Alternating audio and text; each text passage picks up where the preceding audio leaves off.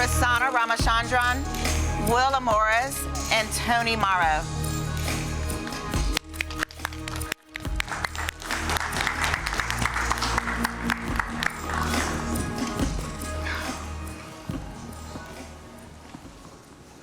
Hello, good morning, guys. My name is Will Amores. I'm with product management, supporting what we're going to talk about, network embedded security. We're calling the product dynamic defense.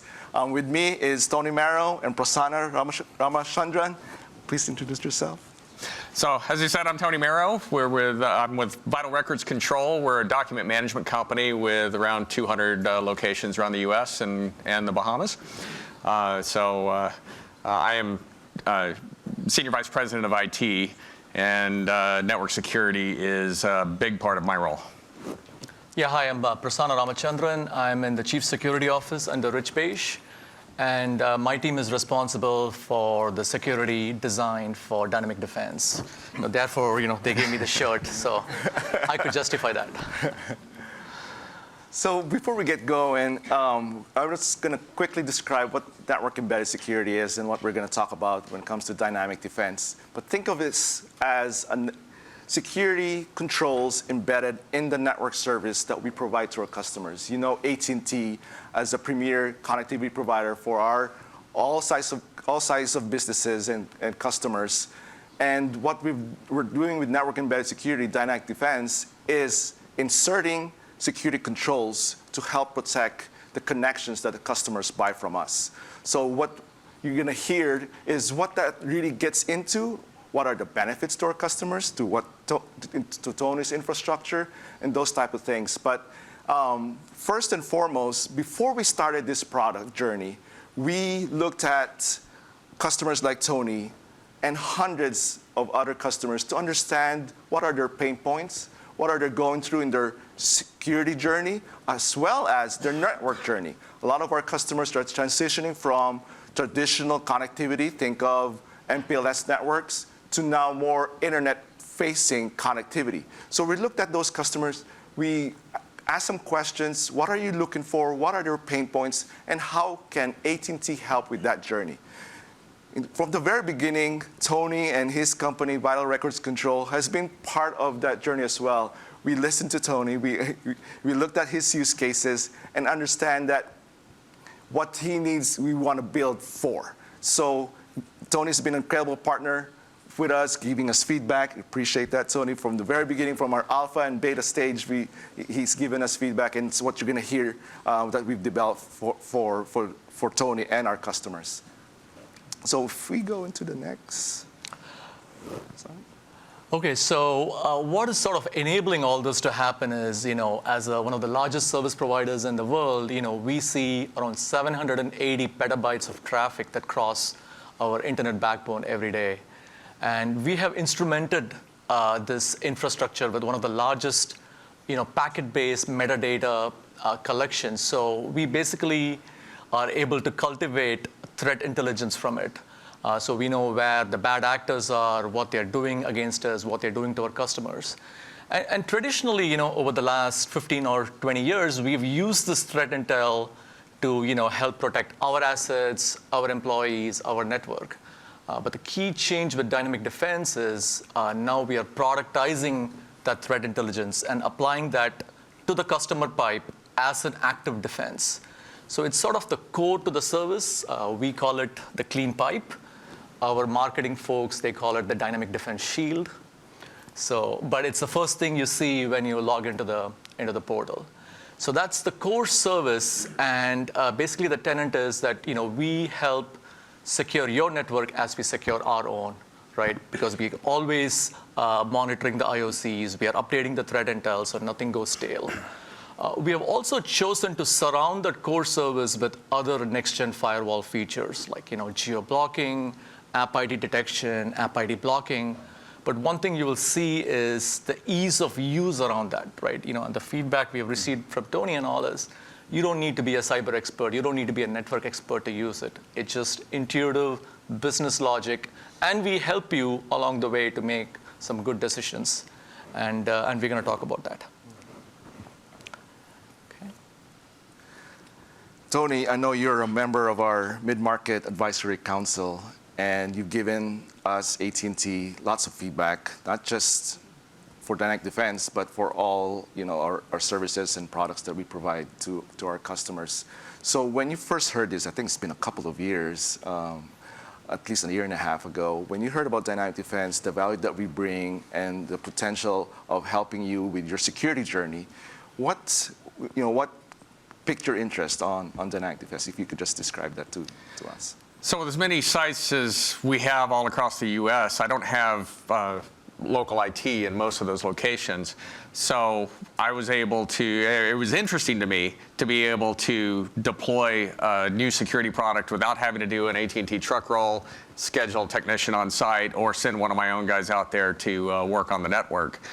So that ease of deployment was interesting to me. Without it being, and you mentioned MPLS, I had been an MPLS customer with AT&T before we switched over to ADI with SD-WAN. And we were a network-based firewall customer. So I kind of had in my mind that was the direction we were going to go with this. It's another network-based firewall with all the complexities that comes along with that. But I figured we'd give it a shot. I'm always interested to take a look at new solutions. Yeah, that's awesome. So I'm going to go into how some of the onboarding and the network deployment works. So one thing we have been very intentionally able to do is simplifying the whole ordering and onboarding process. So today, we have some circuit eligibility checks because, we are building these dynamic defense security data centers in each geographical wire center. So we built some simple zip code-based geographical eligibility checks. We have also built other workflows to help you manage the life cycle of the product. So if you are having routing changes, bandwidth changes, you need to upgrade or downgrade the packages. We have made that all very simple, self-serviceable, and intuitive workflow-driven processes. And what's really the engine behind that is basically our programmable software-defined network. Right? So we are able to reuse APIs. We are able to call playbooks that sort of orchestrate the customer service. We start from a day zero where we spin up the security stack in one of our central offices, all the way to when we onboard the customer and then we lifecycle manage the customer, as the entire process is automated through SDN playbooks. So one of the highlights, and even we were surprised the very first time we onboarded a customer, the process took 20 minutes from the time you click the button to the time it went through. So, I mean that's great. And the averages, we are roughly around 20, 22 minutes. Just contrast that to a traditional experience, right, where you are purchasing a hardware, you have to have a truck roll, you need to have somebody, cable it up. Or even in a cloud security way, you need to set up tunnels, you need to know how the cloud infrastructure works to set up segmentation and policies. We have taken the complexity, abstracted all that, so it's just simply spun up exactly where our edge nodes are. And it's cleaning up the noise like 2-3 hops before the traffic even hits your premise device. So that level of efficiency is something you don't get with other products that are out there. But we just don't want you to just hear from us. We want you to go across the hallway. There is a real live demo of dynamic defense from our CSO and product experts. So definitely feel free to check that out. I think for the folks in the online audience, there is a way to contact us, and we will reach out to you to set up that demo. So, Prasanna, I just want to build on what you're describing, the value that we bring to our customers being able to apply security controls in the network service they buy from us. Think about this a little bit. When we talk to our customers, we're trying to visualize where the security controls are. They think, is it in the cloud? Is it on-prem? Where is it really? It's in the network. I know when we say in the network, okay, we're in the network. It's really embedded in the network, in our backbone. The way I also describe this from an analogy standpoint is from a traditional security, you address threats usually on-prem, like a firewall, and compare that to protecting your home. When you protect your home, you have maybe a Ring doorbell, a security camera. But with dynamic defense, we're moving that up a little bit. Maybe we're protecting the street. Maybe we're protecting the compound. Maybe we're protecting the neighborhood or the subdivision.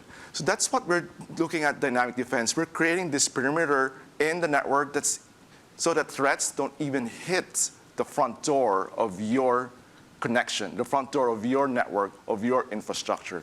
That's what we're building with network embedded security, with dynamic defense. We think it's really the first in the industry. It's not an over-the-top solution. It's not in the cloud. It's literally embedded in the network.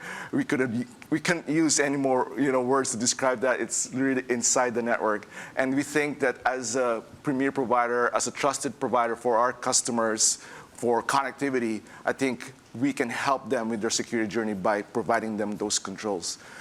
So Tony, I know we described the controls, where we're placing it. It's very important for our customers. But from your standpoint, your point of view, you have your security challenges. You have things that you can account for from a security standpoint. How do you think dynamic defense is really helping with that? So there were several things that dynamic defense does for us, several of which were actually a surprise to me. There were things that probably would have been on a checklist if I had made a list of what I wanted the product to do before I ever saw it, that really helps us out. So with as many sites as we have, getting any sort of cohesive design where we're using the same solution all across the U.S., it was a big help. The ease of use for the deployment is a big help. No hardware purchase, no CapEx expense on the front end was a big selling point as well. And was able to consolidate several other solutions that we had been doing in network out into dynamic defense and add a few features on top of that. So as I mentioned, I'm an SD-WAN customer now, and my SD-WAN hardware didn't have the capability directly of doing geo-blocking. With dynamic defense, click a couple of checkboxes and you're done. Great. Prasanna, talking about the security features, I think for our audience, these are important, right? Talking about what are I mentioned as a product guy, security controls, firewalls, but really what's inside of those? Can you get us into a little bit under the hood on the technology and maybe not spill the secret sauce too much, but just a little bit? I'll try. By the way, I'm not the expert. The team under Maro, who will be talking later today, so he has the threat analyst team. So what they have been able to do is use this vast trove of packet metadata, the threat intelligence that we have, and they run like various sorts of algorithmic processes, or they're using machine learning, or sometimes it's just good old investigation, a human analyst involved. But basically, they put together a signature, a list of confirmed IOCs, right? Now, for dynamic defense, we just consume that list of IOCs as a service, right? And we have it broken down by 8 different buckets. Some of them, you would all resonate with. It's the known command and control IOCs. It's the malicious botnets. It's the malicious scanners. Then our honeypot-derived IPs. So we take this sum of all these buckets, and we are programming that in the forwarding path to clean up the noise, filter this known bad from ever reaching your circuit, right? And so this is sort of like the core thing, the first thing we do before any other security policy is applied. So in our early days, right, when we engaged with Vital Records, they were our first trial customer. You were very brave. We learned a lot, So even in those early days, we saw that we were blocking 25% of the traffic, the traffic that was going on the pipe. And as we have improved on that, and no two customers are the same, the traffic profiles are all different. But we see across our customer base, on an average, we are filtering out 40% of the traffic is being blocked by dynamic defense. Now think of that level of efficiency that you can get. So now you can push more legitimate traffic across your pipe. So So that's sort of core to the service, but we are not resting on our laurels. We are always striving to improve. So now another tool that the analyst now has is the data that's being collected from the dynamic defense customer set, right? So we have an Elasticsearch-based backend engine where they can go in, they can run queries, see how best are we getting the bang for the buck, from the buckets of intelligence they are giving us, and then it's helping us feed back the efficacy and making improvements to the whole threat intelligence. So it's a great win-win, and we hope to build on this further. All right, Prasanna, not that I don't believe you, Come on. but I gotta look at the third party to actually validate what that Prasanna just described. So we worked with a third party, an independent tester, to look at how dynamic defense really compares to what they're calling advanced cloud firewalls in the market. So what you see here is a quick graph on security efficacy and operational efficiency. So let me touch a little bit on security efficacy that Secure IQ Lab has provided for us. You see the difference here, 97% to 67%. That's really about 45% more efficient when addressing threats. So what Secure IQ Lab did is really perform a test by inserting a series of known and targeted exploits into an ADI connection that one of our circuits that we have deployed in production. And what it did is really run a bunch of exploits. Think of browser exploits, APTs,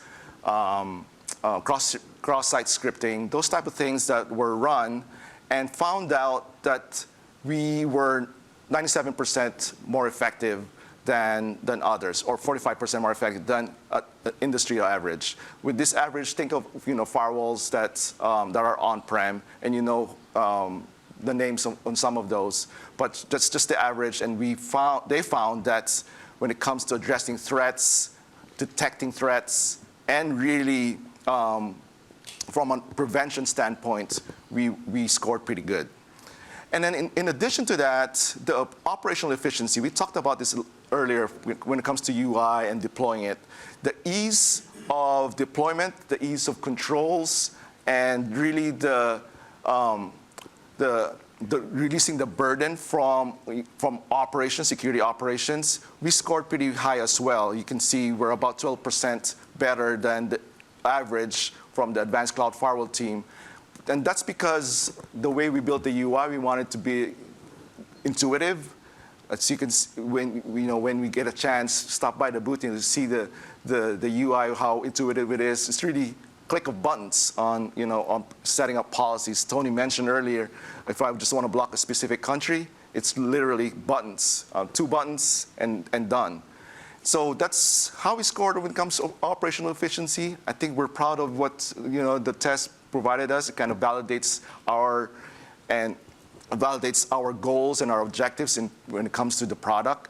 And I think our customers are seeing that. So Tony, I know I described the user experience from my point of view. What from your point of view, do you find it intuitive or useful for your team? Well, I will say it's improved a lot since day one. Okay, thank you. But it's easier and more intuitive to configure than a home internet router. It's actually was amazing to me what they came up with on the user interface to be able to deploy this kind of configurations. I mean, honestly, firewalls shouldn't be as hard as they are with most vendors, and AT&T's shown that it doesn't have to be. We can confidently deploy this and configure it in just a few minutes and know that we're not missing something, we didn't mess something up, and we didn't need 2 hours worth of training to be able to configure it. That's awesome. Yeah. So I just want to thank Tony for the valuable input that we have gotten from him and his team. And so like Will was mentioning, even before we put one line of code, we interviewed around 900 different customers, just with like a UX, right? Here is the experience. What do you guys think? Is this something you would buy from us? So So customer centricity, customer feedback has always been very, very dear to us. And we follow that along. So even now, every month, we have a panel where Tony and other customers come and give us feedback, some good, some bad. But we really take that as the North Star to help improve the product. Right? So one of the key feedback we have learned from the small and mid-market customer base is ease of use is a major driving factor, right? Because it's, like the previous panel told you, it's very hard to get cyber-trained professional, right? So that's something we have built into the product. And we recently launched the 2.5 version of the UX, which helps with multi-site management, right? So you can get a bird's eye view of all your sites. You can provide nicknames. You can sort of pull the policies. You can normalize it, and you can choose to apply it to all of the sites with like 2 button clicks. So you can check that out. Speaking of customers, Prasanna, I know we have several customers now subscribe to Dynamic Defense, and just want to share with the folks here some of the feedback, right? So, one customer who's part of a football team, talk about Dynamic Defense, and we're trying to be better than their defense on football. But when it comes to security and their network, we heard from our customers how fast we were able to deploy. We talked about 20 minutes to 30 minutes deployment time, and really simplicity on applying policies like GIP filters, web categories. I know that particular customer is very keen to web categories that they need to apply to their connections. So with us being at the network layer and being able to apply that immediately for them was really helpful. And in another customer also that so happened to be a hospital that was under a cyber attack. We think it's like a brute force attack, but they had big pipes from AT&T. They have internet connections that they really rely on. Think of a hospital that needs to connect with their patient care, their apps, and transferring files, X-rays, et cetera, et cetera. So with this attack, it really affected their network and the way they operate from a hospital standpoint.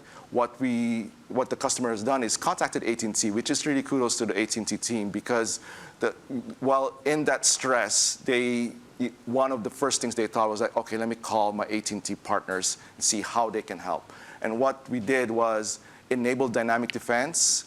We were able to deploy it within, 18 minutes for this particular customer. So about let's just say 20 minutes. And then within another 40 minutes, they were able to not only log in to the portal, but actually apply security controls. And in this case, it was just GIP filters and also our threat intel, automatically turned on within that 40 minutes. And then within an hour from the time they contacted AT&T, they saw the drop of the performance getting better. Basically, the attacks getting blocked and diminishing over time. So that kind of experience that the customer had with AT&T, not only we helped mitigate a real-time attack, but also how we were able to quickly do that for them.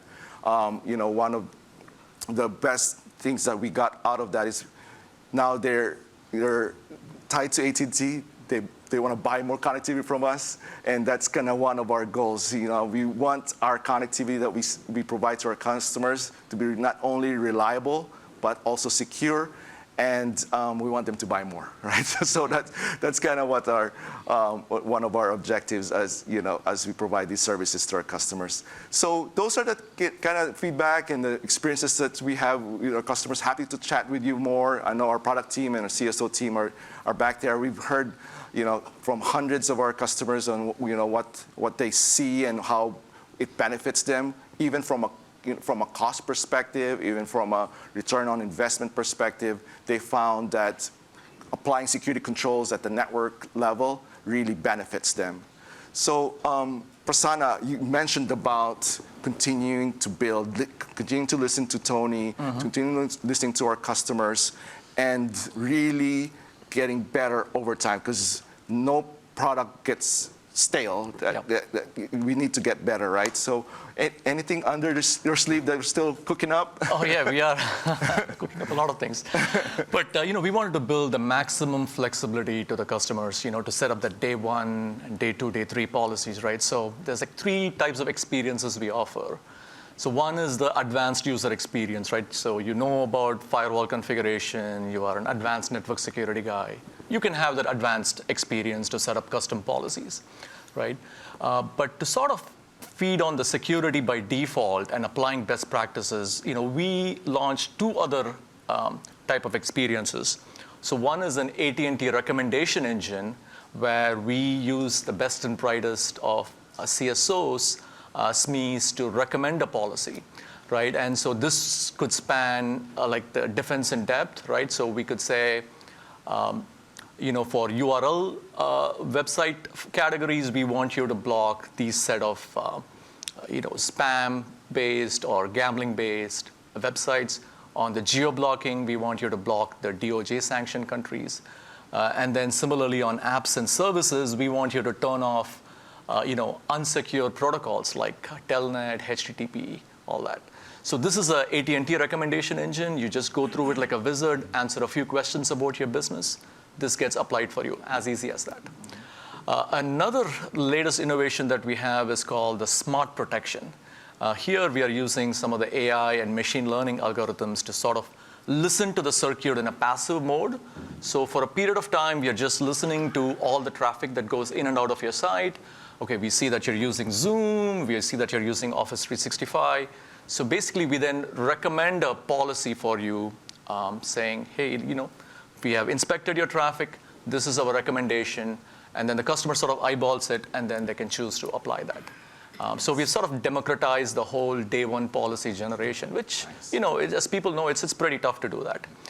So just like reinforcing the security by default with these ideas. Tony, I know we described the capabilities you shared with us, your experience so far, but can you also share, when it comes to your company's journey to network security, to security by design, security by default, and how do you think we're helping with that journey? So I'm a strong proponent of security in depth, multiple layers.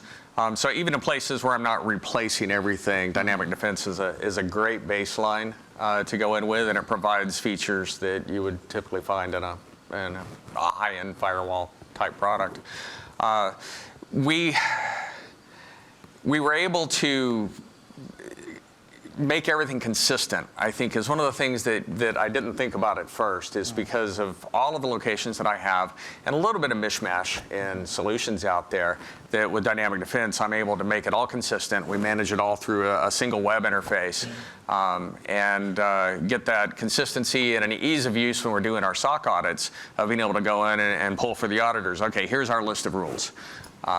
And put that together. So it's really helped to kind of flush out our system. That's awesome. Very cool. Prasanna mentioned some of the UI and security features that we are still cooking and we just recently released.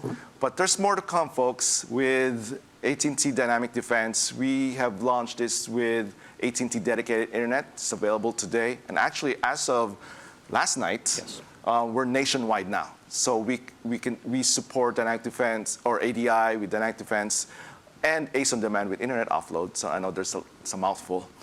But think of our internet connections available nationwide in the 48 contiguous states, including Puerto Rico. And more to come when it comes to the other connectivity types that we have. You might have heard of AT&T Business Fiber. You might have heard of our fixed wireless product. We call AT&T Internet Air for Business.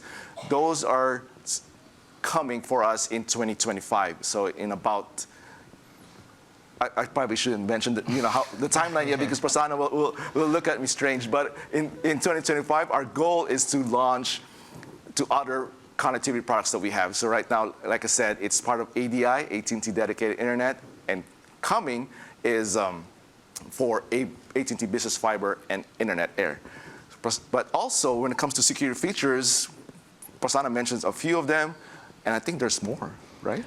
Yeah, I want to give away all our secrets, but we have a great team. We just work very well together across PSS, OSS, our network labs, operations. So everybody's coming up with great ideas. Some of it is improving the core product. Some of it is helping our efficiency internally, right? So I want to give you a precursor of three features we are working on for 2025. So the first is DNS security. I think it complements what we do with the IOC-based blocking very nicely. It's a great addition to defense in depth, right? And and as security practitioners, we know if we do DNS security well, you stop the attack before it even starts, right? So it's going to be a tremendous value add to the dynamic defense customer set. So that's coming. And we are also working on an integrated DDoS. So think of the traditional managed DDoS type of experiences today. And then what we want to build is an ability to basically see both of them, the DDoS protection and dynamic defense in a single pane of glass with 90% plus auto remediation, the ease of use with which you see in dynamic defense. So we want to bring that together as a roadmap item for DDoS services. And then finally, we keep talking to our customers, right? So one important feedback we get from our customers is, they want us to leverage our position as a large service provider and give them more premium threat feeds. So one thing our threat analysts know is that a threat actor typically obfuscates or hides his source IPs, right, by going through an anonymizer service. And now because of our scale and breadth and depth, we are able to uncover some of that. So coming soon to you're going to get the ability to block these anonymizer services like residential proxies, mobile proxies, suspect VPNs, all that. So that's in a nutshell. But I don't know. It's all dependent on Will, right? Because he carries the purse strings, right? So Right. You'll need to talk to him. Right. Like we mentioned before, we have the booth set up. So if you have any questions or want follow up and want to see the portal we've been kind of harping about, is it really that intuitive? Go check it out and see. And Dan Milley and Danae Towles, Stephanie Davidson, Jason White and Greg Moore will be back there to chat with you all. But Tony, thank you so much for the time and really the partnership and your feedback. It's really, really valuable. As you could see, we built this kind of with you in mind, and what you've given us really we took to heart and we try to implement as much as we can. But I think it's time for Q&A for our audience, if there's anyone have any questions. Any in the room? While you think of it, I'll go to the web. First question, what's the market strategy for the dynamic defense product? Market strategy, all right. Do we have a couple minutes in that or 30 minutes? We want to help our customers. The reason why I say our customers, AT&T customers, of all sizes, whether you're a small business, a mid-sized business, a large enterprise, we want to be able to serve you because we serve you that way with our connectivity today. And we believe with dynamic defense, with feedbacks from our customers, from all sizes actually, they find value in adding security, another security layer to their infrastructure. It could be an additional layer, or it could be a replacement for a firewall per se, right? So from a market strategy, I think just briefly, we want to help all our connectivity customers in addressing their security journey, and we want to give them the tools, and we want to give them the tools that are easy to manage and easy to deploy. So the follow-on to that, so do you see this as more of a solution for small and medium businesses? Yeah, yes, and yes. For small and medium, like I mentioned earlier, that we think that the capabilities that we built could potentially really replace an existing firewall or a cloud firewall. Mm-hmm. But at the same time, we're not saying no to our larger customers, right, that can benefit also from Yep. adding this layer. Just to add to that, so for a small or medium customer, this could be their only solution, right, that they have, right? Configure it, just sit back, relax, enjoy the value of the service, right? For larger enterprise customers, this could help you filter the noise significantly. So, your cyber practitioners, they only need to engage a fraction of the time for incident response, endpoint security, things like that. So think of dynamic defense as a way of improving the signal-to-noise ratio on your connectivity. Yeah, so with respect to the marketing strategy, is there one specifically for system integrators? Yes, for our partners, we do. And we've heard from several of our partners on day one, on deploying and productizing dynamic defense in their portfolio. So SI partners, our indirect channel is definitely engaged. I mean, actually, we've activated some of our indirect partners already. For our SI partners, there's a little bit of work that our team is working on with those companies, and actually I'm meeting with one later today to discuss a little bit more on the operations side of enabling dynamic defense in their portfolio. But yes, we're not discriminating on the channels. So SIs, indirect, direct, market size from small, medium, large, definitely we have dynamic defense for you. Just kind of following up to that, what's been the response here from different SOC teams in terms of kind of how dynamic defense kind of fits into their operations and their playbook? Because something like this, I imagine for any SOC, is really critical in reducing the amount of noise and traffic that they're seeing and really focus on the threat. So we're curious to know if you have any customer experiences or testimonials about from SOC teams. Yes, we do actually, and I'll start with some of the larger companies, probably the size also of Tony's company. They have their own security team, like you said, their SOC team. And the first reaction, I'm just going to be honest with you, was like, oh, another tool, right? It's another tool that you want us to manage and deploy across. But we come in understanding that's not what we're trying to do. We're trying to help create another layer of protection. And with that another layer of protection that we talked about, some richness on the threat intel that we provide to our customers. So as we go into that conversation, that's a great question, they start to understand the additional value. The additional layer does make sense, and it does help their journey to the defense in depth that Tony, I think, mentioned earlier.